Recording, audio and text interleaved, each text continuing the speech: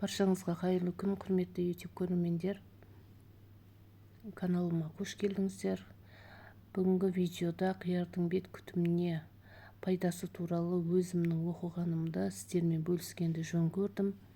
Мүмкін сіздердің де бір пайдаларыңызға жарап қалар деген ойдамын. Олай болса видеоны соңына дейін қарауларыңызға кеңес беремін. Қияр тері күтімінде өте пайдалы табиғи өнім. Оның құрамында 95%-ға дейін су, витаминдер А, В, С, К, минералдар, калий, магний және антиоксиданттар бар. Олар теріні нәрлендіріп, жасартуға көмектеседі. Қиярдың бет күтіміне пайдалы жақтары. Бірінші, ылғалдандыру.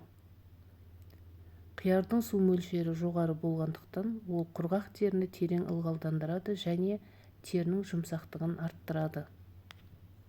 Екінші, қабынуды азайту. Қиярда табиғи қабынуға қарсы қасиеттер бар, сондықтан ол безеу, қызару немесе терінің тітіркенуі кезінде тыныштандырады. Үшінші, теріні ағарту. Қиярдың құрамындағы ферменттер мен С витамині терінің өңін жақсартып, қара дақтарды және пигментацияны азайтуға көмектеседі.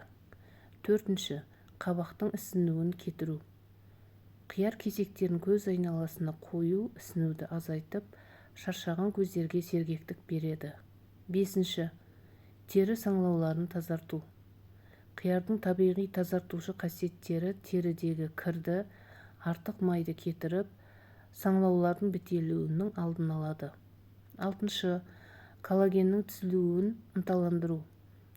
Қиярдағы кремний мен С витамині коллаген өндірісін қолдап, терінің серпімділігін арттырады.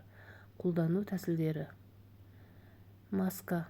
Қиярды үккіштен өткізіп, бал немесе йогуртпен араластырып, бетке жағыңыз.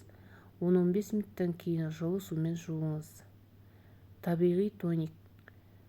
Қиярды сығып, шырынын мақта дискісі арқылы бетке жағыңыз. Бұл теріні сергітеді. Көзге компресс. Қиярды жұқа кесектерге бөліп, көзге қойыңыз. Қияр терінің барлық түріне жарайды және оны үнемі қолдану теріні табиғи түрде жақсартады.